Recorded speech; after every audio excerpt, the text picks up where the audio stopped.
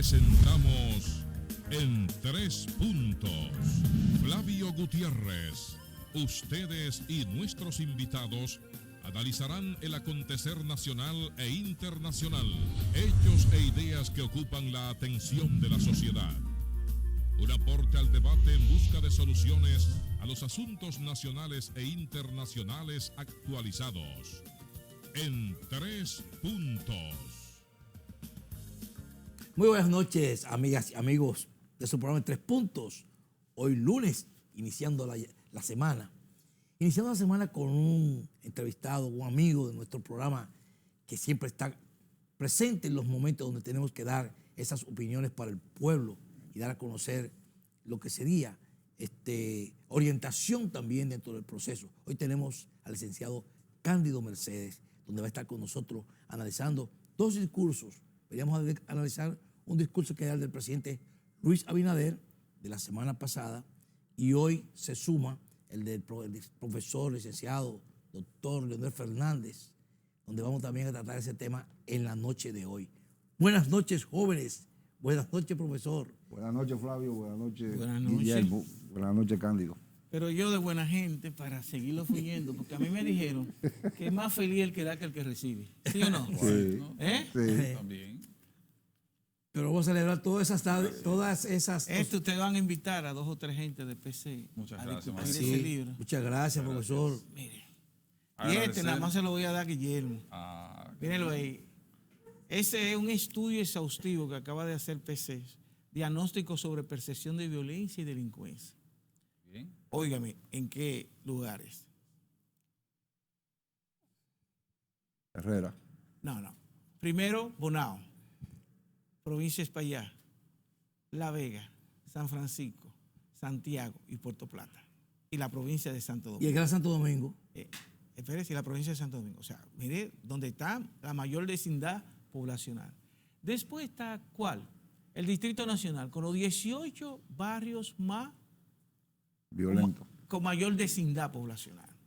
Villa Juana, Villa Agrícola, Villa Consuelo, Cristo Rey. La Sursa, Capotillo, todo, 18. Y después del este, Romana, Higüey y San Pedro. ¿Qué dice ahí? Ahí te dice la gente cuáles son las causas de la violencia. Jerarquizado. ¿Por qué ocurre? Y soluciones. Eso es increíble. Gracias, maestro. O sea que el Estado con eso nada más. Y eso no le sirve a los organismos correspondientes para actuar contra la delincuencia que están ya identificadas. Eso debería tenerlo Jesús Vázquez, que lo vi hoy. Claro. Le vamos a mandar varios, si él ya no lo tiene, para que eso se resuelva en República Dominicana. Así es, profesor. Profesor, bienvenido a nuestro programa En Tres Puntos. Como Gracias, siempre. gracias. Usted ya es una parte de este programa, no un invitado. Usted es parte de nuestro programa. Gracias, Así gracias. es. Entonces, fíjense, me hablaban del discurso de Luis Abinader. Acuérdense que yo no soy de ningún partido y es difícil que ya lo sea. Por eso que usted está aquí. Difícil que yo lo sea. Difícil, uno no puede decir imposible. Ok. A veces somos muy lazos evaluando, a veces muy rígidos evaluando, pero lo más importante es que no toman el contexto. Por ejemplo, Luis Abinader tiene 1 año en el gobierno y a veces estamos evaluándolo como si ya él cumplió los 4 años y como si él tuviese que hacer en 1 año todo sin tomar en cuenta que nosotros somos un país que estamos en crisis. El mundo entero está en crisis. O sea, Abinader coge un país con un shock pandémico, un shock económico y en medio de un shock institucional, político, lo que llama riesgo país. ¿Cómo así, Carlos? Acuérdense que trimestre marzo, junio, la economía dominicana decreció 29.7 y terminó con 6.7 de decrecimiento, o sea que la economía no creció. La economía de los años 60 para acá se ha caído 5 veces. En el 1965, en el 1983, 1990, 91, 2003 y ahora en el 2020. esta ha sido la más devastadora. Y ustedes dirán, ¿y por qué? Si en el 1965 la economía cayó 12.5, pero ¿cuál era el PIB en República Dominicana? No más de 10.000 Era bajito. millones. ¿Me entiendes? ¿Y de qué vivíamos? De café, azúcar, cacao y tabaco. Así era.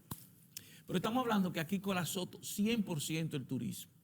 ¿Cuánto deja el turismo? 16% del PIB. Sí, así es. Y el 8% de los empleos. Cayó todo. Entonces, en medio de eso, el gran desafío, todo buen ejecutivo tiene un desafío, sea en una empresa grande, mediana, en cualquier empresa y mucho más en un país. ¿Cuál era el desafío? Lo que Stephen Covey llama el cuadrante. Urgente, que es importante. Es ahí que tú te tienes que enfocar como buen ejecutivo. Urgente, que es importante. Lo prioritario. Lo prioritario. ¿Qué es la gerencia? Es el arte de hacer que las cosas ocurran. Y se cumplan. ¿Me entiendes? Claro. Eso es la gerencia. La capacidad de tú priorizar los recursos en función de la realidad. ¿Cuál es el primer desafío? La pandemia. Señores, y estamos hablando, y hay que ser serios. Pocos países tienen el éxito que nosotros hemos logrado Así es. En materia de salud. en materia de pandemia. Estamos hablando que más del 52% de los dominicanos y dominicanas Ya está tienen la vacunado. doble dosis. Así es. Que ya hay casi 600,000 que tienen las 3 dosis. Las 3. Que estamos hablando de que hay 5.700.000 con una dosis. Total, 10.8 millones de dosis aplicadas. Y tenemos para vacunar a Titirumundati. Oye, eso es un logro. ¿Pero qué hizo ese ejecutivo? En este caso, ese presidente. En octubre firmó con AstraZeneca. No se pudo lograr. Noviembre firma con Pfizer. No se pudo lograr. En diciembre firma con COVA de las Naciones Unidas. No se pudo lograr. Y en febrero firma con Sinovac, con la China. Y República Dominicana, mira cómo estamos nosotros 4 aquí. Dígame, a mí se me olvidó y entré sin mascarilla. Cándido, no se te olvide eso. ¿Van entendiendo? Pero no estaba asustado porque sé que todos ustedes están vacunados. Claro, hay que usar su mascarilla aunque usted esté vacunado. Y eso es un logro del gobierno, número 1. Número 2, recuperación de la economía. No que se ha resuelto. En eso Pero se Leonel está Fernández recuperando. dice, tú no puedes tener un exceso de optimismo. Hay que tener optimismo con el pensamiento crítico en función de la realidad. Es recuperación de la economía. Señores, estamos hablando que van a venir para enero o febrero. Nosotros ya habremos alcanzado la del 2019 para esa fecha. Los 7 millones. 600 No, de turistas. la cantidad de turistas De que turistas. vinieron en enero, febrero del 2019, desde el 2020, ya van a venir ahora en comienzo de año. Y ahora mismo están viniendo, en julio vinieron 600,000. O sea, turismo se está recuperando. Zona Franca está prácticamente 100% recuperado. Y eso es bueno. Y en medio de una pandemia, República Dominicana pudo, en cumplimiento de la ley, aumentar el salario mínimo. Que es muy difícil que un país lo pueda hacer en medio de una crisis. Entonces, esa cosa hay que reconocerla. Pero yo no puedo comenzar a evaluar todos los aspectos que ha de ser un presidente cuando yo sé que estoy en medio de un problema de crisis. Así es. Estoy en un problema de crisis. Ahora bien, que se ha endeudado mucho. Al PRM y a su gente que le toca defenderse. Ahora, yo como académico, te voy a decir una cosa, y lo tengo ahí en el carro, y se lo voy a dar a ustedes ahorita. Nelson Suárez, economista, serio, y uno de los que más sabe de problema fiscal y presupuestario, y que era viceministro del gobierno de Danilo Medina. En el periódico Hoy, una página entera, escribió lo siguiente. El endeudamiento bruto hasta el 30 de junio de este gobierno eran de 8.671 millones.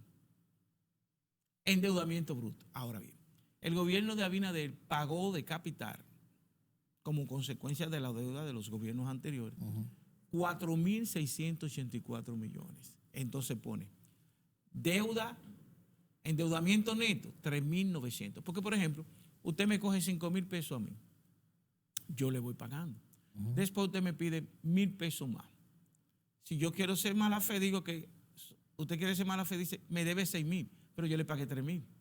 A esos 6,000 usted tiene que disminuirlo. Entonces el endeudamiento en sí mismo no es los préstamos en sí mismo, es los préstamos ejecutados, pero con el desmonte de lo que usted ha ido pagando de amortización, de capital, de intereses. ¿Me hago entender? Entonces, pero usted ha aplicado mejor lo que han sido los préstamos del gobierno y la forma que se han aplicado con el deducible de compromisos del gobierno anterior que con la propia gente del gobierno. Abinader dijo, de las deudas contraídas en mi gobierno, el 60% ha sido para pagar deudas anteriores. Pero Miguel Seara dijo que el endeudamiento en este gobierno 7,600. Ahora yo le voy a decir una cosa. Los números dicen mucho, pero también se manipulan. Miren, por ejemplo, América Latina, el endeudamiento promedio de América Latina era 69%. Y con la pandemia aumentó a 79%. El promedio en la región de endeudamiento como consecuencia del COVID fue promedio de un año a otro 10%. América Latina completa. La CEPAR dijo que América Latina y el Caribe iban a caer 26 millones de gente iba a perder su empleo. Sí. Y 30 millones caían en la pobreza. Y 8 millones más a la indigencia. A la indigencia, sí fue. ¿Me entiende? Aquí la pobreza monetaria estaba en 21 y aumentó a 24.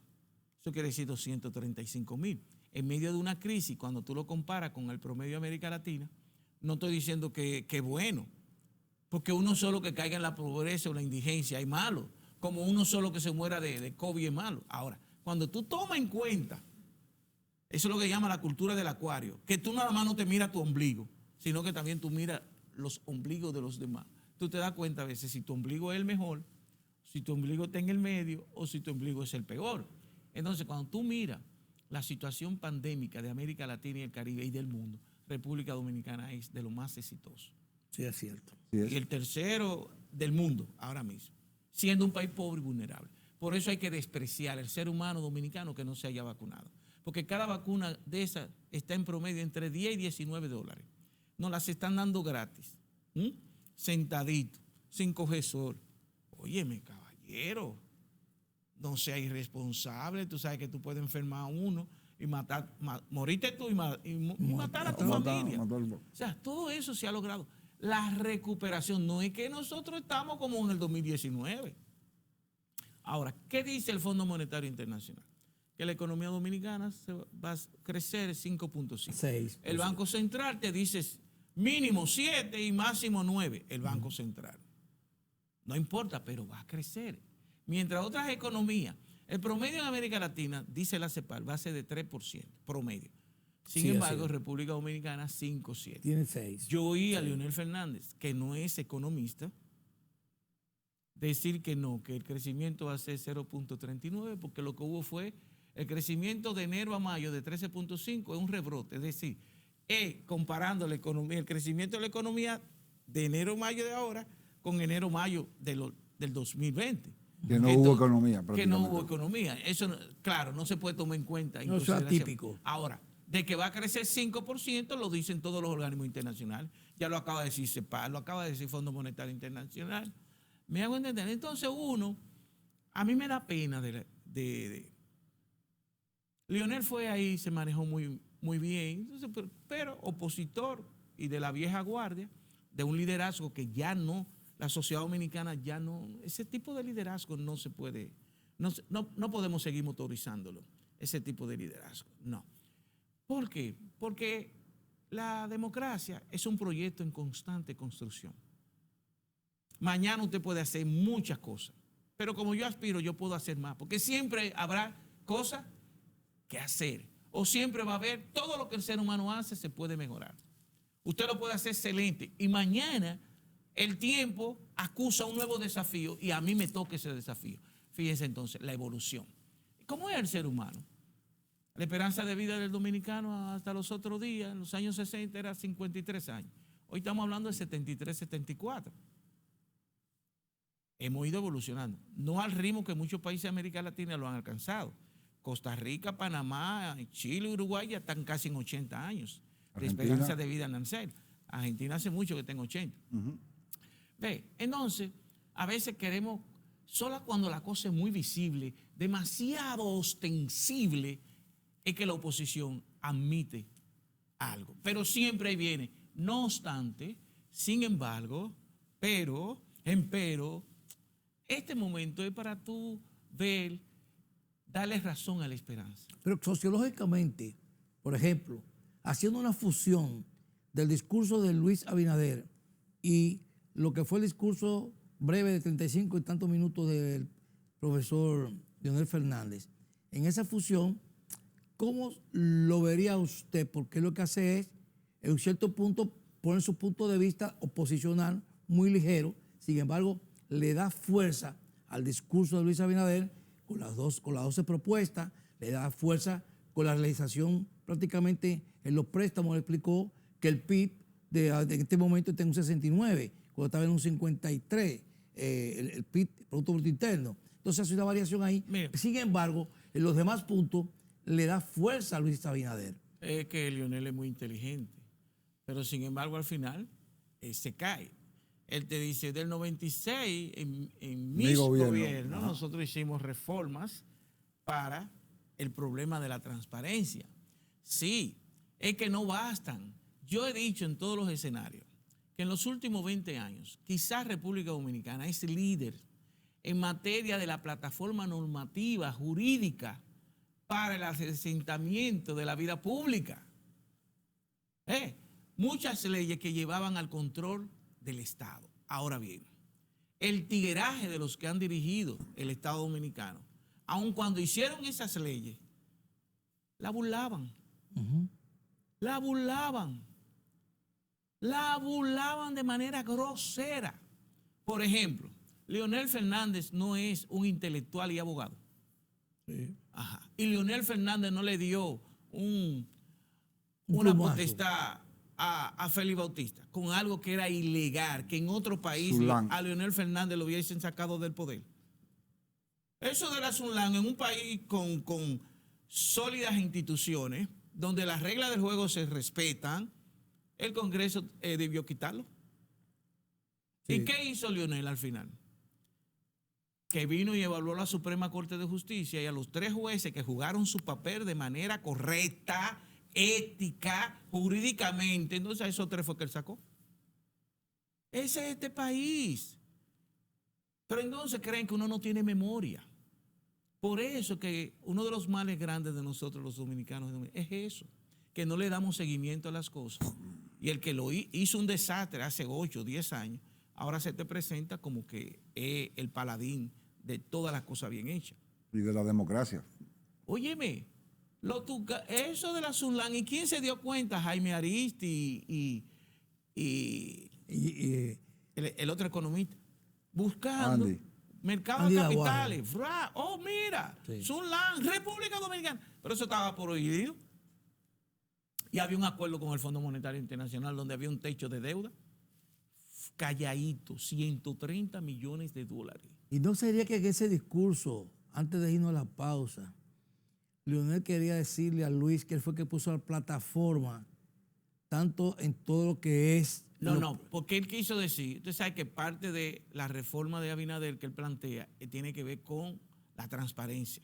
Por eso. Entonces él quiso decir que la transparencia comienza del 96. Por eso. Pero no, es que tú, mira, para la sociedad civil siempre es bueno que se den las leyes de control, porque es la manera de uno exigirle en función de la ley. Cuando no hay leyes, ¿cómo tú le exiges? Pero miren, por ejemplo, lo que hizo el gobierno de Danilo, los concursos para que los arquitectos y ingenieros... Sí. Las escuelas de construcción. ¿Y después qué hicieron? Le buscaron el atajo por allá.